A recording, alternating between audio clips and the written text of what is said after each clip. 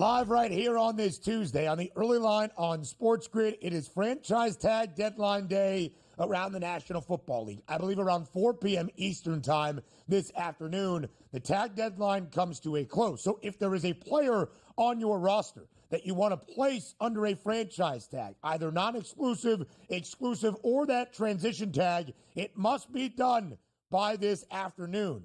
And for a second consecutive offseason, it was done to Tee Higgins by the Cincinnati Bengals. Donnie, we kind of expected this to be the plan for Duke Tobin and that Bengals front office. They have told us their plan was to tag Tee Higgins to keep him in-house so he could not test his true market value as a free agent, and thus the two sides, unlike last year, could work to a long-term contract extension, as Cincinnati is paramount on keeping everybody in-house. That includes Tee Higgins, of course, extending MarrChase, and Defensive Player of the Year runner-up Trey Hendrickson.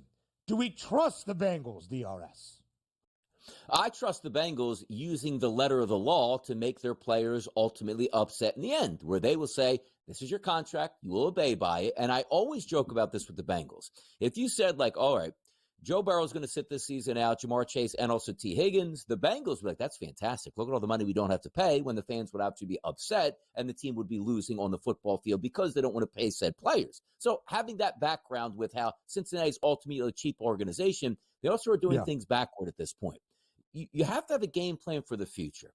You told Tee Higgins he was not part of your future last year. Take it or leave it. Play on the tag. Don't play on the tag. We don't care. If you don't show up, we're not paying you. So be it. And then we'll tag you the next year, and you won't have another year accrued towards free agency. Tee Higgins has been nothing short of great here. Close to 1,000 yards every single year he's been with the Bengals, and a homegrown talent. And clearly, he likes Cincinnati. And who wouldn't want to play with Joe Burrow? But also, when you tag him last year, I can't even believe he showed up to training camp.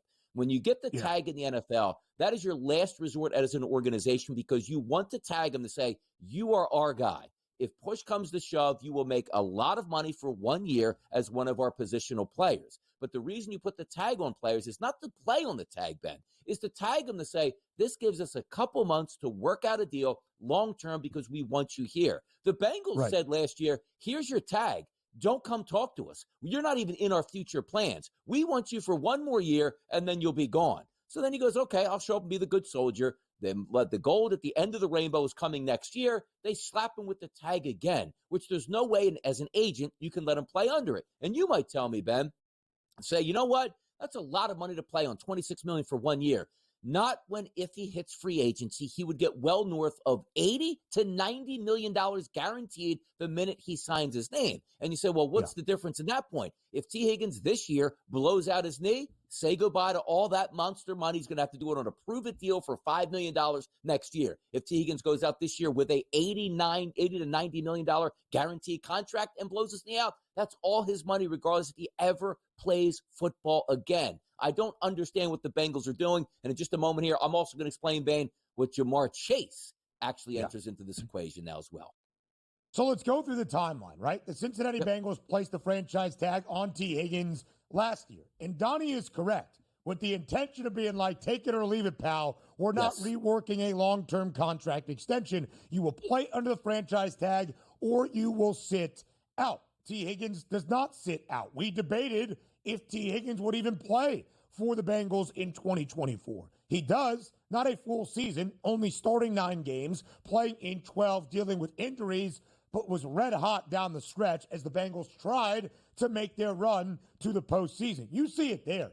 Nearly a 1,000-yard season for a guy that only played in 12 games and still had 10 receiving touchdowns, basically saying, all right, guys, see what you have missed out on. In MarrChase, who had a Triple Crown season, saying most of the same. So, Donnie, that's where I think the skepticism comes. Cincinnati has said now they expect to work to a long-term deal with Tee Higgins, but it was the complete opposite thought an offseason ago. So you have to have a little bit of hesitation to take the Bengals at their word. 9 guys an offseason ago were placed on either the franchise or transition tag. 8 of those 9, even 2 players, Brian Burns and L'Jarius Sneed, agreed to a long-term contract extension with their team, Burns and Snead, with a new team after being dealt from Carolina to New York for Brian Burns, from Kansas City to Tennessee for Darius Snead, who is the only guy not to sign a long-term deal after being placed under the franchise tag? Tee Higgins. So that's why we remain a little bit skeptical. Now, to Donnie's second point, the fiscal nature of this, just so you can take it away, DRS, $26.2 million might seem like a lot. 6 wide receivers around the NFL make $30 million per year or more. Tee Higgins would absolutely get that, if not $32+ million annually, if he became a free agent. So you do not have the financial flexibility to keep him under the tag if you are going to pay other players. Insert MarrChase. DRS, go ahead. And MarrChase, let's bring him up now, because start with Tee Higgins here. You understand this. If he gets the free agency this year and played the good soldier last year, he just might be the highest paid wide receiver in football. You say, Donnie, that's crazy. No. The cap went up, and he's going to be the free agent that everybody wants. 3 or 4 teams bid on him. He's getting an unbelievable price point. So now we're saying, hey, you're going to be tagged for $26 million, which, again, you can't compare it to everyday life. That's a lot of money, but not to Tee Higgins on what he could get. Now, understand this, MarrChase, did you see what happened yesterday? The Bengals are telling him he's going to be the highest paid wide receiver in football. Do you know what Jace's camp is coming back saying? Like, we are so far apart in negotiations, it's ridiculous right now. So set the stage for this. Tee Higgins comes back to the Bengals at $26 million. MarrChase signs a contract for, $175 million. Are you kidding me? The animosity towards the organization that Tee Higgins would have, knowing that if he got the free agency or signed a long-term deal last year, you would have to deal with any of this? So we have Joe Burrow, the highest paid quarterback in football, MarrChase, which is going to be the highest paid non-quarterback in the history of the sport, and then you're going to work out a deal for Tee Higgins, which is probably going to be $35+ million a year. The Bengals, what are you doing out here? It's not going to work, and nobody's happy about it. So let's continue to play front office exec. I feel like we have a good beat and read on this, DRS, because we'll talk about the financial figures and what this all means personally in that Bengals wide receiver room and the franchise overall. Next.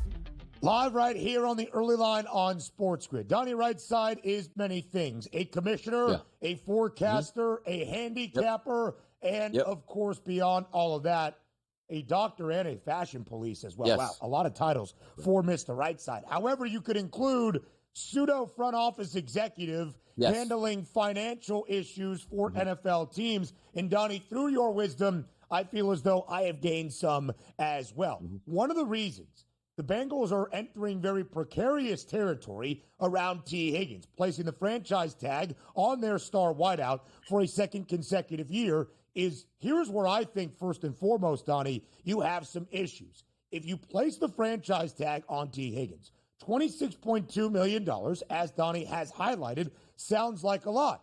And it is, but it's not nearly market value for a wide receiver in Tee Higgins that, given where the salary cap continues to increase, would probably make $32 million annually and have that long-term extension, so some fully guaranteed money. None of it is fully guaranteed under the franchise tag. However, for the Bengals, it all goes to their cap hit. And if the Bengals are trying to be financially flexible so they can pay MarrChase a record-setting deal for a non-quarterback and make Trey Hendrickson one of the highest paid defensive players in the NFL, as they will need to do to bring everybody back, Donnie, they need that financial flexibility. They need to be able to pay guys up front in terms of signing bonuses. So the salary cap does not have nearly as much of a burden as it would if they just paid Tee Higgins $26.2 million. It might sound backwards in a way that you would pay Tee Higgins $5 or $6 million more per year, but by doing so with a long-term deal, you can actually free some financial value up based on how the contract is structured. Exactly. The simplicity of the NFL contract, right, is look at this. We draft a guy. He's really good. He plays 2 or 3 years. We identify him as that guy's going to be long-term. We come to you with a contract that's not market value, but close to it, and say, you know what? We're going to give you a lot of money here. You don't have to play out your 4th and 5th year. We're going to extend you off, and we're going to save a lot of money on our side, and you're going to be really happy with the amount of money you're making. The teams that do it backward, teams like the Dallas Cowboys, wait to the last minute, sign them to record-breaking deals, and ruin your salary cap because there is money. Owners can pay all of their guys. They use the constraints of the salary cap because they don't want to spend all that money. It looks good to have it. But owners that are willing to shell out that front dollar here when the signing bonuses and spread it out and make those adjustments before the player actually comes up for contract. Because understand this, like Joe Burrow, quarterbacks are always going to break the bank. But did you not know MarrChase was a really good wide receiver 2 years into the NFL? Did you not know that Tee Higgins was a really good wideout 2 years into the NFL as 2 first-round draft picks? If you would have come to them over the past 2 years and signed them the long-term deals, you would be looking at saying, boy, now we can afford a defense. We can afford an offensive line. Yes, in a year or two, we're going to have to re-extend our wide receiver. But for this year, we have them under manageable conditions. They're happy with it because they already have that guaranteed money. But all you're doing now is pissing off your entire wide receiving core. Because as we just stated, Ben and I, it's not so much that Tee Higgins isn't going to make a lot of money, but you got to be knowing that if he was a free agent like he was supposed to be, the amount he would get now compared to the amount he's going to get. And then if they signed MarrChase to the biggest contract ever, it's like, this is completely unfair. I've been with you guys for 5 years now. This is the way I'm treated here. Here's a hamstring injury week number 2. I'll see you in week 11. I can't wait to get out of here. And regardless of what the Bengals are going to pay Tee Higgins, it is going to pale in comparison to MarrChase. Had the Bengals had the foresight, you signed Chase last offseason. You set the non-quarterback market then, which Justin Jefferson ended up doing, $35 million per year, $110 million guaranteed. Now the Bengals are playing catch-up. They have to reset the market, $38 million per year, $125 in terms of $1 million in guaranteed value to MarrChase. And then you allow Tee Higgins to see all that and say, now I'm only getting $30 million, $31 million. You think there is that large of a gap in my production and MarrChase? And maybe there is.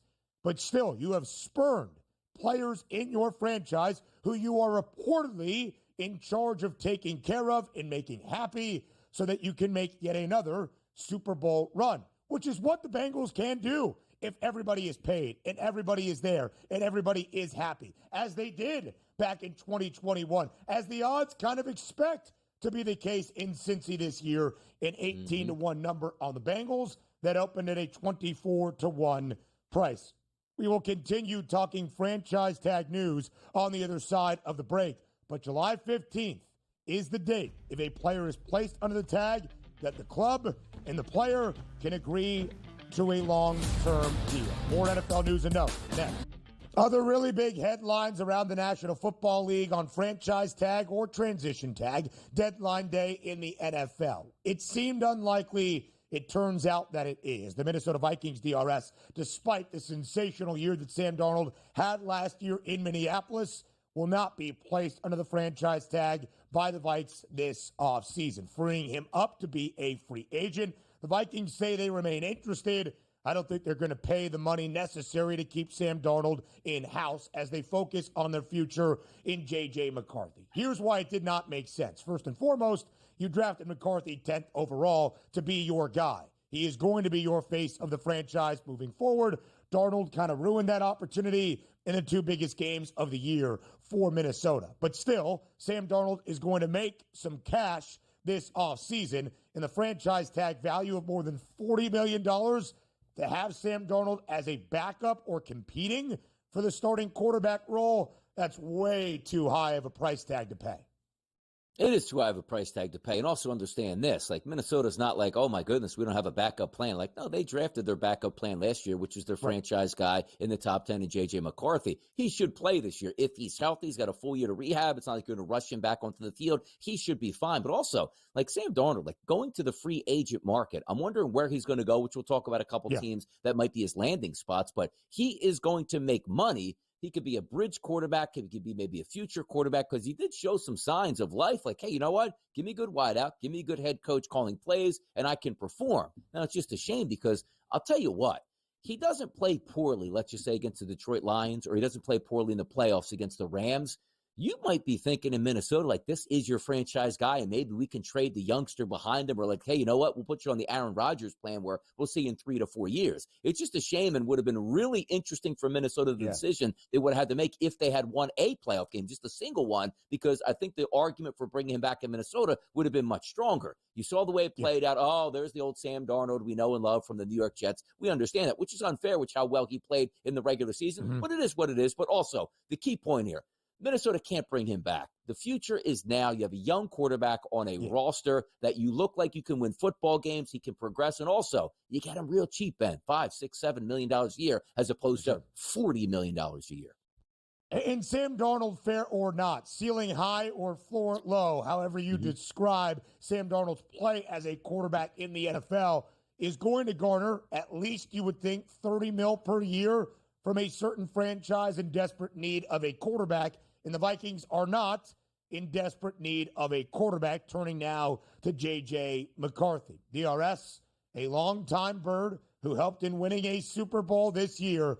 Darius Slay is going to be released by Philadelphia. 12 seasons in the NFL for Slay. His first 7 in Detroit. His last 5 with the Eagles. A 6-time Pro Bowler. It is unfortunate, but at the age of 34, these things happen. It frees up a little bit more than $4 million in cap space for Philadelphia. Slay himself personally has said he still wants to give it a go for one more NFL season. Wanted that to be in Philly if they could rework a deal. The Eagles clearing some cap space and making the cut. You can understand this. He wasn't making $4.5 million this season if they were to keep him on there, because that would have been ludicrous. They would have kept him there and just say, hey, deal with it. You're going to play one more year. Said you wanted to play one more. But his number was in the teens here. So you cut him, you saved $4 million. And I do think he does want to play one more season. And also, he's not just going to go to the highest bidder. Like, let me go to a really bad team to make an extra $1 million. He said it in a few podcasts here. Would love to go back to Detroit, but even more would love to stay in Philadelphia. I am under the belief that the Philadelphia Eagles, the way they take care of their players, specifically guys that have done really well for them over the years, like the Brandon Grahams of the world, if you have anything left in the tank, we'll work with you here as long as you want to come back. I think Slay is coming back to the Eagles, but it is a cap-saving measure. And if they do sign him, they'll be able to extend it 1 or 2 years here to make that cap level lower than what it would have been if they just kept him on his final year of his deal. June 1st is a big day around the NFL. Pre-post June 1st, trade or cut. It really does move the monetary value for whatever maneuver an NFL franchise makes. So post June 1st, if that is the release date and the designation for this move by Philadelphia, saves them $4.3 million. But if Darius Slay is still a free agent at that time in the summer, before training camp, you can bring back the veteran on a more franchise-friendly deal. And Howie Roseman, DRS, I think right now, looked at as the best front office executive in the NFL, the GM for the Eagles. He is very shrewd in how he deals with financials. Everybody on the Eagles is paid, so to speak, but it's also because they draft so well that their key defensive contributors are all on rookie contracts.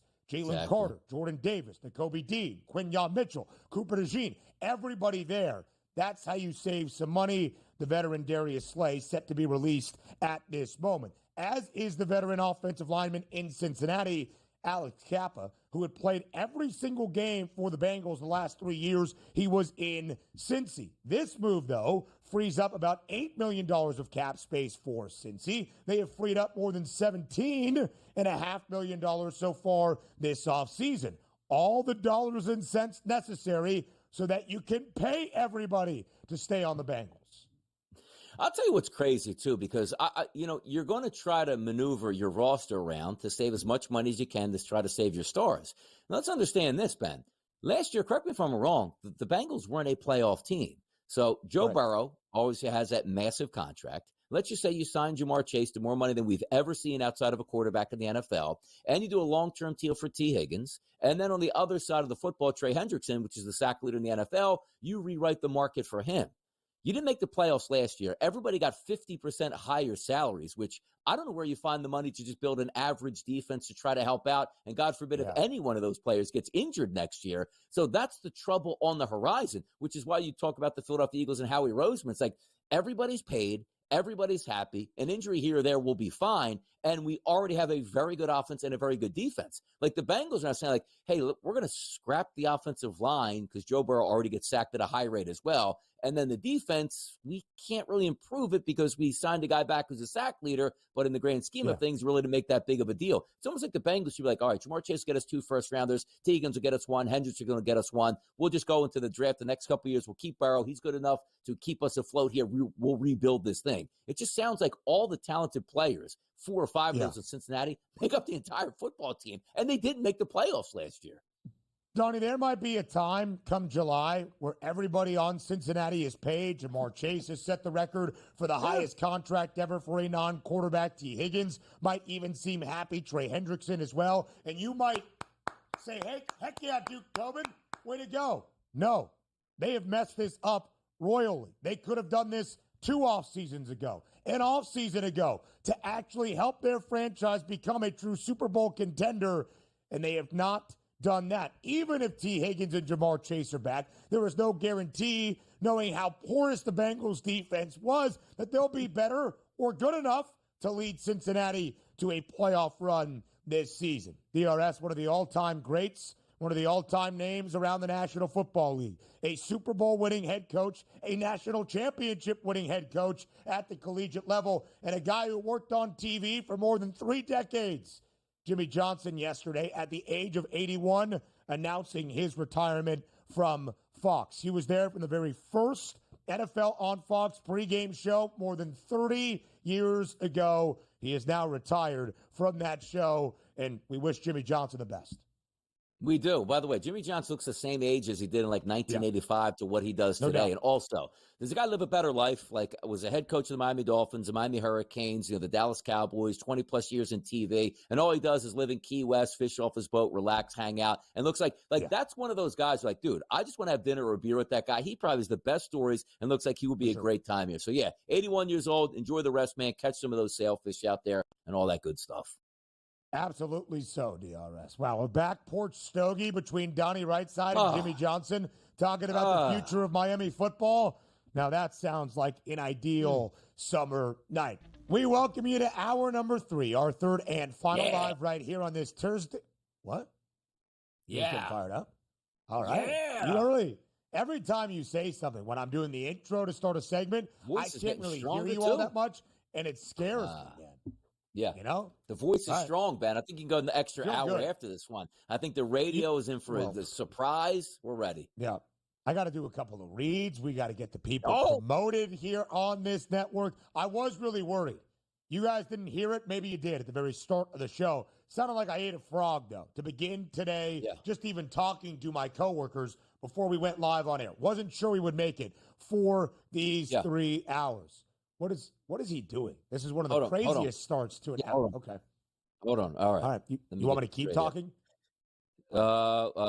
Hey, it's Donnie Rightside, host of the Early Line, 8 to 11 a.m. Eastern, the winning edge in late nights dissecting XFIP and BAPIP before every MLB card. It's scouring weather reports in the Midwest to see where the ball might carry just a few extra feet and seeing it's where hitters have the most success on Tuesdays. There you go. I'm ready to go. There you go. That was good. Live read. Was that recorded? Live read. Were we recording right there? Did we hit? No, I did. I did it ahead of time. I'm professional. I do it, that was good. on my own terms when I feel good. But there you go. Just wanted to get that out there for the people, though. Anybody need an ad read? Come to me. Let's go.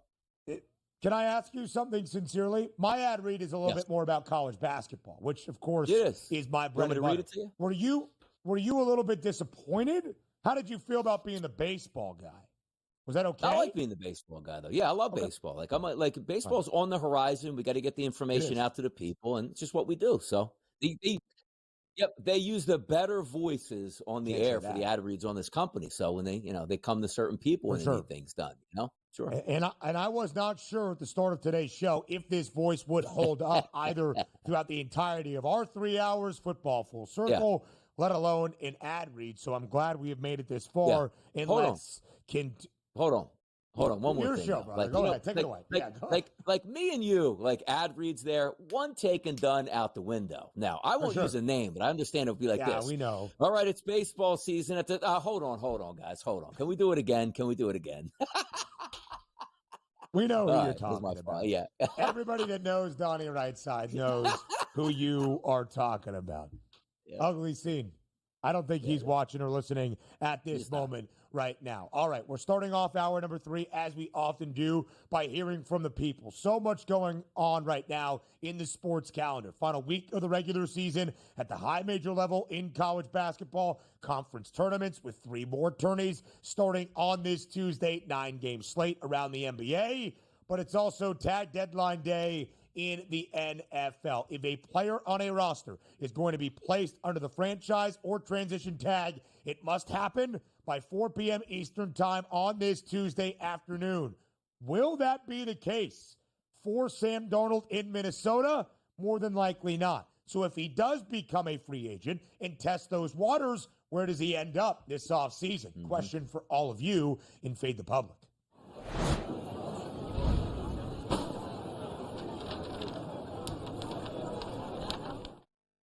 At SportsGrid on Twitter, which team will Sam Darnold sign with in the offseason? We listed 3, and we gave you the option for a reply if you selected other. The Raiders, the Steelers, or back in the Twin Cities, or, of course, the other. And, Donnie, most of the public, nearly 45% of the vote, saying that Sam Darnold is about to be a Raider.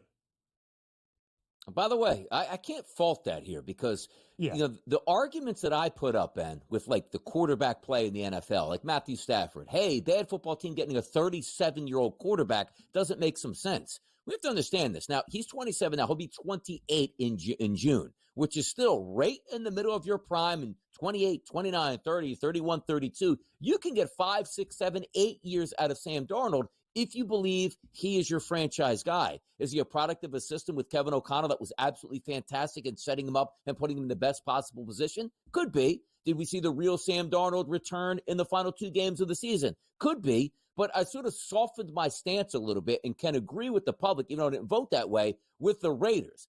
They're a bad football team. They need a lot of help. But could it be where Darnold can be good enough over the next 2 to 3 seasons that by the time they flip that roster around, he can still be in his prime? See, that makes sense. Mm-hmm. When we talk about Matthew Stafford going to the Raiders, hey, in 2 or 3 years when they flip it around, well, he's 40 and he's done at that point. So Darnold is still in his prime, and if you have Chip Kelly as an offensive coordinator, maybe you can get innovative and really help him out. It makes sense. But for me, I did actually vote for the Pittsburgh Steelers. Now, not because Arthur Smith is there, and that's the key to unlock Sam Darnold on top of what we saw last year. But I just think the Steelers are still in win-now mode, if that makes sense. Getting a quarterback that you can trust in his late 20s, that's going to be better than what you had with Russell Wilson and Justin Fields last year. So that's why I voted for the Steelers. But I am starting to soften my stance on Sam Darnold going to a team that's bad because he's still going to be his prime when we think they're going to be good, Ben, in just a few years.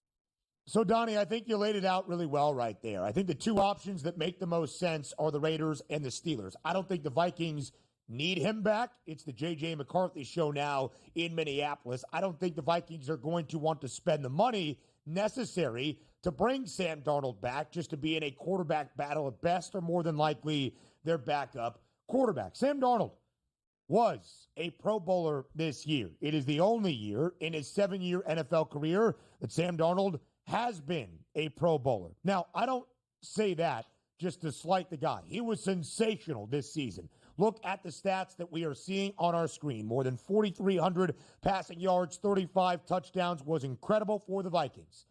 But if you are skeptical of Sam Darnold as a franchise quarterback, as a successful quarterback, frankly, as a QB to move the needle, to make a mediocre team a playoff contender, I do understand it. And I think we saw that on full display in week number 18 against the Lions, and of course in the wild card round against the LA Rams. I believe Sam Darnold is going to get paid, but I think Sam Darnold is probably better served going to a place like Las Vegas, which is where I voted, with limited expectation to make a bad team successful, to provide that stable floor for this Las Vegas Raiders organization, which is what we have always seen, where the upside of anything above 6 or 7 games would be sensational. Not in Pittsburgh, Donnie, where if you go to the Steelers, we know what the base level is. We know what Pittsburgh expects, and we know what now is needed in the Steel City. Winning games, having an above 500 record, that's not satiating the franchise. That's not enough for the fan base at this moment. I don't know if that's enough to bring Mike Tomlin back for a 19th consecutive season following this year. So I do believe Sam Darnold makes some success for the Steelers. I think more than likely, though, the best fit for Darnold is in Las Vegas. But as you laid out, DRS, I really do think it leads to your evaluation of Sam Darnold. Do you believe that he moves the needle? Do you believe that he elevates a ceiling for a playoff contender? If you do, as an organization, as a franchise and fan base, then he does make a ton of sense for the Steelers. He does, because and again, we're not saying that Sam Darnold goes to the Steelers, watch out, they're going to win the AFC North, and away they go into the AFC, playoffs at that point. But I do think he's a more competent quarterback. And also, if we can bring that graphic back up, we talk so much about Matthew Stafford, who I really like 20 touchdowns and 8 interceptions. Like, if you say, okay, let's blur out the name and put a silhouette there of the player and go, wait a second, 4,300 yards, 35 touchdowns, 12 interceptions. Everybody would want this guy as your quarterback. But just because we watched the final 2 games, we can't trust any of those statistics at this point. And you might also tell me, because on the, we ask the other reply here, one of those from my guy Biggie Small says the Giants. The reason I disagree with the Giants is the Giants should be in a mode of they're close enough to trade up and actually get their franchise guy. The Raiders are a little bit far backward. It might be too expensive to move up. That's why Darnold will make more sense, even though both of those franchises based on common ground with expectations coming into next season. But again, as I said, softening my blow here for the Raiders, where if they had to go to Darnold, I'm not going to be all that upset as I was just a week ago thinking it was going to be Matthew Stafford. Raiders' second most cap space this offseason as well.